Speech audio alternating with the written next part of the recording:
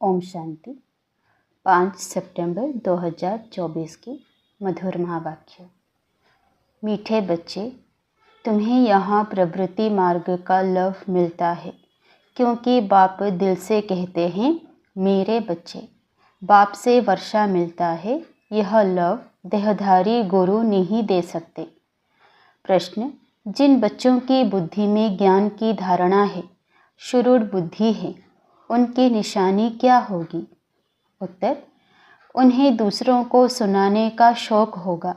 उनकी बुद्धि मित्र संबंधियों आदि में भटकेगी नहीं। शुरूढ़ बुद्धि जो होते हैं वह पढ़ाई में कभी उबासी आदि नहीं लेंगे, स्कूल में कभी आंखें बंद करके नहीं बैठेंगे। जो बच्चे तबाही होकर बैठते, जिनकी बुद्धि इधर उधर भटकती रहती, वह ज्ञान को समझते ही नहीं। उनके लिए बाप को याद करना बड़ा मुश्किल है। ओम शांति। यह है बाप और बच्चों का मेला, गुरु और चेले अथवा शिष्यों का मेला नहीं है। इन गुरु लोगों की दृष्टि रहती है कि यह हमारे शिष्य हैं अथवा फॉलोअर्स व जिज्ञासु हैं। हल की दृष्टि हो गई ना, वह उस दृष्टि से ही देखेंगे, आत्मा को नहीं। वह देखते हैं शरीरों को, और वह चले भी देह अभिमानी होकर बैठते हैं। उनको अपना गुरु समझते हैं। दृष्टि ही वह रहती है कि हमारा गुरु है, गुरु के लिए रिगार्ड रखते हैं। यहाँ तो बहुत फ़र्क है। यहाँ बाप ही बच्चों का रिगार्ड रखते हैं, जानते हैं इन बच्चों को पढ़ाना है। यह सृष्टि चक्र कैसे फिरता है, बेहद की हिस्ट्री ज्योग्राफी बच्चों को समझानी है। उन गुरुओं की दिल में बच्चे का लव नहीं होगा। बाप के पास तो बच्चों का बहुत लव रहता है, और बच्चों का भी बाप पर लव रहता है। तुम जानते हो, बाबा तो हमको सृष्टि चक्र का ज्ञान सुनाते हैं। वह क्या सिखाते हैं? आधा कल्प शास्त्र आदि सुनाते, भक्ति के कर्मकांड करते, गायत्री संध्या आदि सिखाते रहते हैं। यह तो बाप आया हुआ है, अपना परिचय दे रहे हैं। हम बाप को बिल्कुल नहीं जानते थे, सर्वव्यापी ही कह देते थे। कभी भी पूछो परमात्मा कहाँ है, तो झट कहेंगे वह तो सर्वव्यापी है। तुम्हारे पास मनुष्य जब आते हैं तो पूछते हैं यहाँ क्या सिखाया जाता है? बोलो हम राजयोग सीखते हैं, जिससे तुम मनुष्य से देवता अर्थात राजा बन सकते हो। और कोई सत्संग ऐसा नहीं होगा जो कहे हम मनुष्य से देवता बनने की शिक्षा देते हैं। देवताएं होते हैं सतयुग में, कलयुग में है मनुष्य। अब हम तुमको सारे सृष्टि चक्र का राज समझाते हैं, जिससे तुम चक्रवर्ती राजा बन जाएंगे। और फिर तुमको पावन बनने की बहुत अच्छी युक्ति बताते हैं। ऐसी युक्ति कभी कोई समझा ना सके। यह है सहज राजयोग। बाप है पतित पावन, वह सर्वशक्तिमान भी है, तो उनको याद करने से ही पाप भस्म होंगे। क्योंकि योग अग्नि है ना, तो यहाँ नई बातें सिखलाते हैं। यह ज्ञान मार्ग है, ज्ञान सागर एक ही बाप होता है। ज्ञान और भक्ति अलग अलग है। ज्ञान सीखने लिए बाप को आना पड़ता है, क्योंकि वही ज्ञान का सागर है। वह खुद आकर अपना परिचय देते हैं कि मैं सबका बाप हूँ, ब्रह्मा द्वारा सारी सृष्टि को पावन बनाता हूँ।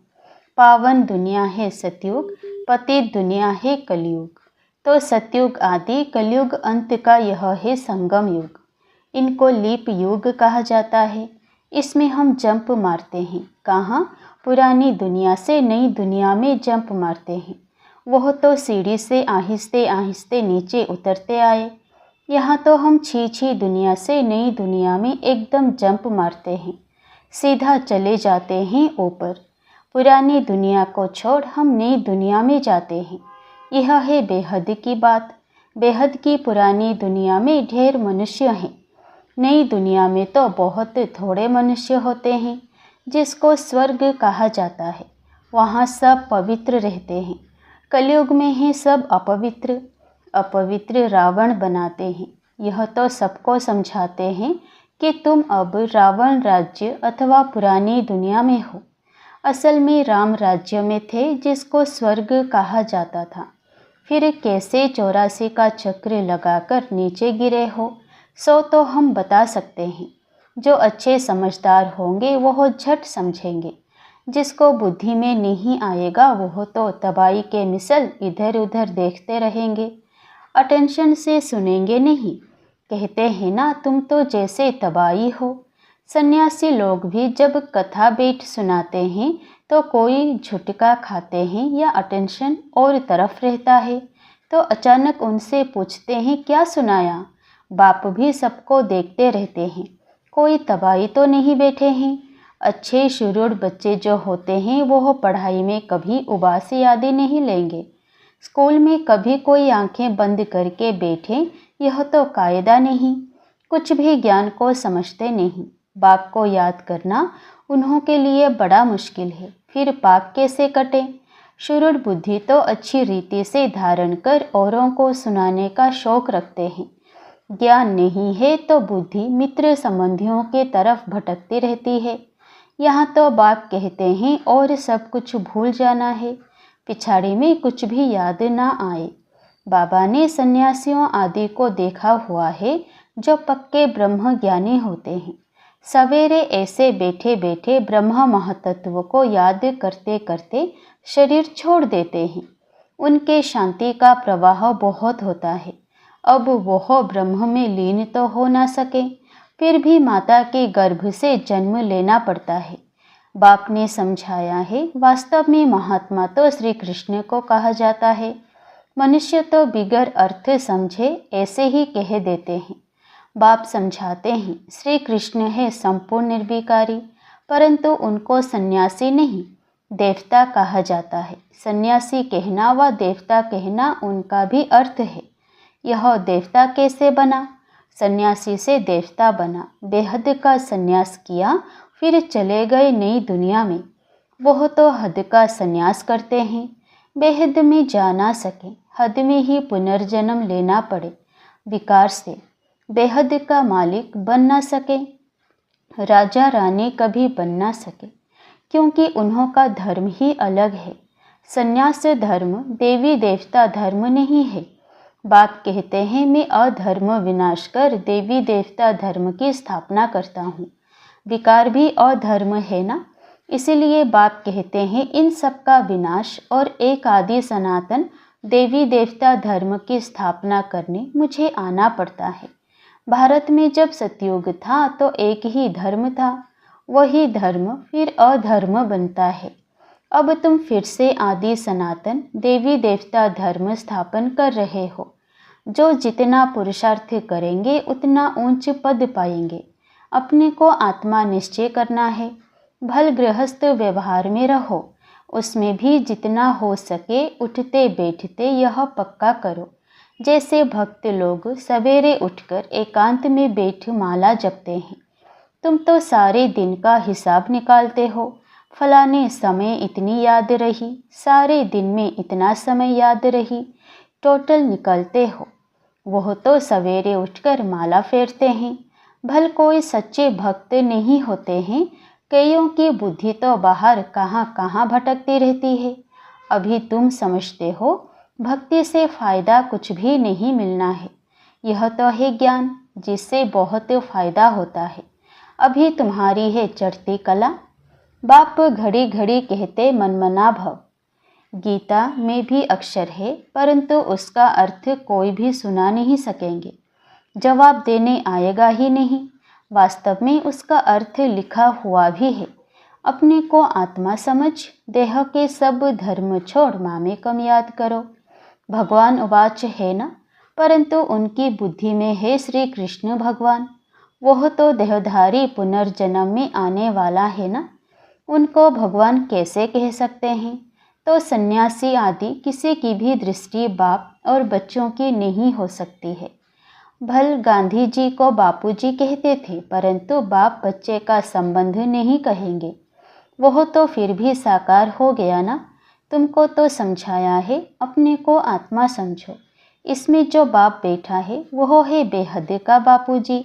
लौकिक और पारलौकिक दोनों बाप से वर्षा मिलता है। बापूजी से तो कुछ भी नहीं मिला। अच्छा, भारत की राजधानी वापस मिली, परंतु यह वर्षा तो नहीं कहेंगे। सुख मिलना चाहिए ना। वर्षे होते ही हैं दो, एक हद के बाप का, दूसरा बेहद के बाप का। ब्रह्मा से भी कोई वर्षा नहीं मिलता है, भल सारी प्रजा का वह पिता है। उनको कहते हैं ग्रेट ग्रेट ग्रैंडफादर।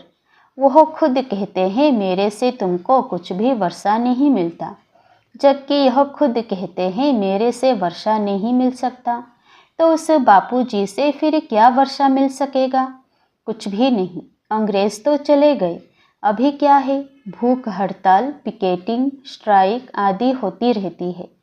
कितनी मारामारी होती रहती है, कोई का डर नहीं है। बड़े बड़े ऑफिसर्स को भी मार देते हैं। सुख के बजाय और दुख है। तो बेहद की बात यहाँ ही है। बाप कहते हैं पहले पहले तो यह पक्का निश्चय करो कि हम आत्मा हैं, शरीर नहीं। बाप ने हमको एडॉप्ट किया है, हम एडॉप्टेड बच्चे हैं। तुमको समझाया जाता है बाप ज्ञान का सागर आया है और सृष्टि चक्र का राज समझाते हैं, दूसरा कोई समझा ना सके। बाप कहते हैं देह सहित देह के सब धर्मों को भूल मामेकम याद करो। सतो प्रधान जरूर बनना पड़ेगा, यह भी जानते हो। पुरानी दुनिया का विनाश तो होना ही है, नई दुनिया में बहुत थोड़े होते हैं। कहाँ इतनी करोड़ों आत्माएं और कहाँ 9 लाख। इतने सब कहाँ जाएंगे? अब तुम्हारी बुद्धि में है कि हम सब आत्माएं ऊपर में थी, फिर यहाँ आई है पार्ट बजाने। आत्मा को ही एक्टर कहेंगे। आत्मा एक्ट करती है इस शरीर के साथ। आत्मा को ऑर्गन्स तो चाहिए ना। आत्मा कितनी छोटी है, 84 लाख जन्म है नहीं। हर एक अगर 84 लाख जन्म ले, फिर पार्ट रिपीट कैसे करेंगे? याद नहीं रह सकता, स्मृति से बाहर चला जाए। 84 जन्म भी तुमको याद नहीं रहते, भूल जाते हो। अब तुम बच्चों को बाप को याद कर पवित्र जरूर बनना है। इस योग अग्नि से विकर्म विनाश होंगे, यह भी निश्चय है। बेहद के बाप से बेहद का वर्षा हम कल्प कल्प लेते हैं। अब फिर स्वर्गवासी बनने के लिए बाप ने कहा है कि मामेकम याद करो, क्योंकि मैं ही पतित पावन हूँ। तुमने बाप को पुकारा है ना, तो अब बाप आए हैं पावन बनाने। पावन होते हैं देवता, पतित होते हैं मनुष्य। पावन बनकर फिर शांति धाम में जाना है। तुम शांति धाम जाना चाहते हो या सुख धाम आना चाहते हो? सन्यासी तो कहते हैं सुख कागविस्टा के समान है। हमको शांति चाहिए, तो वह सतयुग में कभी आ नहीं सकेंगे। सतयुग में था प्रवृत्ति मार्ग का धर्म। देवताएं निर्विकारी थे, वही पुनर्जन्म लेते लेते पतित बनते हैं। अब बाप कहते हैं निर्विकारी बनना है, स्वर्ग में चलना है। तो मुझे याद करो, तो तुम्हारे पाप कट जाएं, पुण्य आत्मा बन जाएंगे। फिर शांति धाम सुख धाम में जाएंगे। वहाँ शांति भी थी, सुख भी था। अभी है दुख धाम। फिर बाप आकर सुख धाम की स्थापना करते हैं। दुख धाम का विनाश चित्र भी सामने है। बोलो अभी तुम कहाँ खड़े हो? अभी है कलयुग का अंत, विनाश सामने खड़ा है। बाकी जाकर थोड़ा टुकड़ा रहेगा। इतने खंड तो वहाँ होते नहीं। यह सब वर्ल्ड की हिस्ट्री ज्योग्राफी बाप ही बेट समझाते हैं। यह पाठशाला है। भगवान उवाच, पहले पहले बाप का परिचय देना पड़ता है। अभी कलयुग है, फिर सतयुग में जाना है। वहाँ तो सुख ही सुख होता है। एक को याद करना, वो है अव्यभिचारी याद। शरीर को भी भूल जाना है। शांति धाम से आए हैं, फिर शांति धाम में जाना है। वहाँ पतित कोई जा ना सके। बाप को याद करते करते पावन बन तो मुक्ति धाम में चले जाएंगे। यह अच्छी रीति बेट समझाना पड़ता है। आगे इतने सब चित्र थोड़े ही थे। बिगर चित्र भी नर्सल में समझाया जाता था। इस पाठशाला में मनुष्य से देवता बन जाना है। यह है नई दुनिया के लिए नॉलेज। वह बाप ही देंगे ना। तो बाप की दृष्टि रहती है बच्चों पर। हम आत्माओं को पढ़ाते हैं, तुम भी समझाते हो बेहद का बाप हमको समझाते हैं। उनका नाम है शिव बाबा। सिर्फ बेहद का बाबा कहने से भी मूंझ जाएंगे, क्योंकि बाबाएं भी बहुत हो गए हैं। म्यूनिसपैलिटी के मेयर को भी कहते हैं बाबा। बाप कहते हैं मैं इसमें आता हूँ तो भी मेरा नाम शिव ही है। मैं इस रथ द्वारा तुमको नॉलेज देता हूँ। इनको एडप्ट किया है। इनका नाम रखा है प्रजापिता ब्रह्मा। इनको भी मेरे से वर्षा मिलता है। अच्छा, मीठे मीठे सिक्के लधे बच्चों प्रति माता पिता बाप दादा का याद प्यार और गुड मॉर्निंग। रूहानी बाप की रूहानी बच्चों को नमस्ते। धारणा के लिए मुख्य सार। पहला, अभी पुरानी दुनिया से नई दुनिया में जंप देने का समय है, इसलिए इस पुरानी दुनिया से बेहद का संन्यास करना है। इसे बुद्धि से भूल जाना है। दूसरा, पढ़ाई पर पूरा अटेंशन देना है। स्कूल में आंखें बंद करके बैठना यह कायदा नहीं है। ध्यान रहे पढ़ाई के समय बुद्धि इधर उधर ना भटके, उबासी ना आए। जो सुनते जाएं वह धारण होता जाए। वरदान, रूहानी नशे द्वारा पुरानी दुनिया को भूलने वाले स्वराज्य सो विश्व राज्य अधिकारी भव। संगम युग पर जो बाप के वर्षे के अधिकारी हैं वही स्वराज्य और विश्व राज्य अधिकारी बनते हैं। आज स्वराज्य है, कल विश्व का राज्य होगा। आजकल की बात है, ऐसी अधिकारी आत्मा रूहानी नशे में रहती है और नशा पुरानी दुनिया सहज भुला देता है। अधिकारी कभी कोई वस्तु के, व्यक्ति के, संस्कार के अधीन नहीं हो सकते। उन्हें हद की बातें छोड़नी नहीं पड़ती, स्वतः छूट जाती है।